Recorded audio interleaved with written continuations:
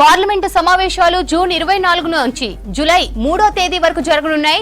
June 24, 25 తేదీల్లో కొత్తగా ఎన్నికైన ఎంపీలు ప్రమాణ స్వీకారం చేయనున్నారు. జూన్ 26న స్పీకర్ ఎన్నిక జరిగే అవకాశం ఉన్నట్లు తెలుస్తోంది. అయితే ఇంకా అధికారికంగా ప్రకటన రాలేదు. ఇటీవల జరిగిన లోక్సభ ఎన్నికల్లో బీజేపీ నేతృత్వంలోని ఎన్డీఏ కూటమి అధికారంలోకి వచ్చింది. మరిన్ని డీటెయిల్స్ ఢిల్లీ నుంచి మదార్ అందిస్తారు. మదార్, పార్లమెంట్ సమావేశాల స్కెడ్యూల్ పై అప్డేట్స్ ఏంటి? ఇది టెండెంటివ్ షెడ్యూల్. ఇది జూన్ 24 నుంచి జూలై 3వ తారీఖు వరకు, అంటే ఒక 9 రోజుల పాటు పార్లమెంట్ సమావేశాలు నడిచేటువంటి అవకాశాలు ఉన్నట్టుగా తెలుస్తోంది. 18వ పార్లమెంట్ సెషన్ ఇది. దీనికి సంబంధించి 18వ లోక్సభకు సంబంధించి కొన్ని ఎన్నికలు పూర్తయ్యాయి. ఎన్డీఏ నేతృత్వంలో ప్రభుత్వం అనేది కూడా ఫామ్ అయింది. ఇక కేంద్ర మంత్రులు కూడా ప్రమాణ స్వీకారం చేశారు. ఇక నెక్స్ట్ మిగిలిందంతా కూడా ఎంపీలకు సంబంధించిన ప్రమాణ స్వీకారాలు. దానికి సంబంధించి ముహూర్తం ఖరారైనట్టుగా సమాచారం అంతా ఉంది. ఇక అఫీషియల్ గా అనౌన్స్మెంట్ అనేది కూడా రావాలి. ఇప్పుడు పార్లమెంటు వ్యవహారాలకు సంబంధించి కిరణ్ రిజిజు శాఖ మంత్రిగా నిన్న ఆయన శాఖ అనేది కూడా కేటాయించారు. ఆయనే అఫీషియల్ గా స్టేట్మెంట్ అనేది కూడా ఇస్తారు. బట్ ఇప్పుడు మనకు ఉన్నటువంటి సమాచారం మేరకు ఇదంతా టెండెంటివ్ సమాచారము. జూన్ 24 నుంచి జూలై 3 వరకు పార్లమెంట్ సెషన్ నడపాలి.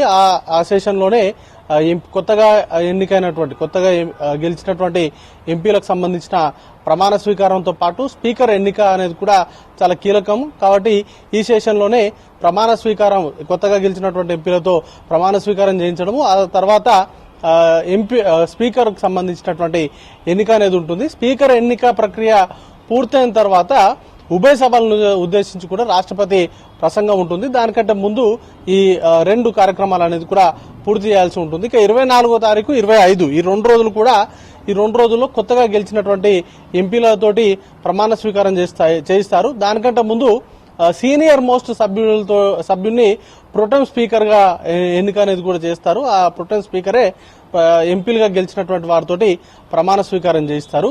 ఇక స్పీకర్ ఎన్నికకు సంబంధించి అధికారంలో ఉన్నటువంటి పార్టీకి సంబంధించి ఏకగ్రీవం చేసేందుకు ప్రయత్నాలు జరుగుతాయి. బట్ ఇండియా కూటమికి సంబంధించిన సంఖ్య కూడా బలంగానే ఉండడంతో ఇండియా కూటమి నుంచి అభ్యర్థిని నిలబెడతారా, లేకపోతే ఎన్డీఏ ప్రతిపాదించినటువంటి అభ్యర్థిని గెలిపిస్తారా, లేక ఏకగ్రీవం చేస్తారా అనే దానిపైన కూడా క్లారిటీ రావాల్సి ఉంది. ఇప్పటికే స్పీకర్ పోస్టుకు సంబంధించి రకరకాల ఊహాగానాలు చక్కర్లు కొడుతున్నాయి. ముఖ్యంగా రాజమండ్రి ఏపీ బీజేపీ అధ్యక్షురాలుగా ఉన్నటువంటి పురంధరేశ్వరిని ఈసారి స్పీకర్ గా ఎన్నుకునేటువంటి అవకాశం ఉంది అనేటువంటి చర్చ కూడా జోరుగా సాగుతా ఉంది. అందుకే ఆమెకు కేంద్ర మంత్రివర్గంలోకి చోటు ఇవ్వలేదు అనేది ప్రధానంగా చర్చ అయితే నడుస్తుంది.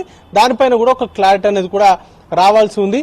మొత్తంగా అయితే ప్రమాణ స్వీకారం, ఎంపీలకు సంబంధించిన ప్రమాణ స్వీకారానికి 2 రోజుల సమయం అనేది కూడా తీసుకుంటారు. ఆ తర్వాత స్పీకర్ కు సంబంధించినటువంటి ఎన్నిక, ఆ స్పీకర్ ఎన్నిక పూర్తయిన తర్వాత రాష్ట్రపతి ఉభయ సభలను ఉద్దేశించి మాట్లాడిన తర్వాత దానికి ధన్యవాదాలు తెలిపేటువంటి తీర్మానం పైన చర్చ అనేది కూడా ఉంటుంది. 9 రోజుల పాటు సెషన్ నిర్వహించేందుకు ప్రభుత్వం సిద్ధంగా ఉంది. ప్రభుత్వం అందుకు సంబంధించినటువంటి ఏర్పాట్లు కూడా సిద్ధం చేస్తున్నారు. ఇక ఈ సెషన్స్ ని ఇటు ఇండియా పక్షాలకు సంబంధించిన నేతలు కూడా చాలా ప్రతిష్టాత్మకంగా తీసుకున్నారు. మొదటి సెషన్ లోనే ప్రభుత్వాన్ని, ముఖ్యంగా నీటికి సంబంధించినటువంటి అంశం ఉంది, దాన్ని విద్యార్థుల తరఫున దానిపైన ఫైట్ చేయాలని కూడా కాంగ్రెస్ పార్టీ ఒక డెసిషన్ కూడా తీసుకుంది. ఇప్పుడు వచ్చేటువంటి సెషన్స్ లోనే నీటికి సంబంధించినటువంటి అంశాన్ని లేవనెత్తుతామంటూ కూడా స్వయంగా రాహుల్ గాంధీ ప్రకటించిన నేపథ్యంలో ఈ సెషన్ అయితే కొంత ఇంట్రెస్టింగ్ గా జరిగేటువంటి అవకాశాలు ఉన్నాయి. శ్రవంతి.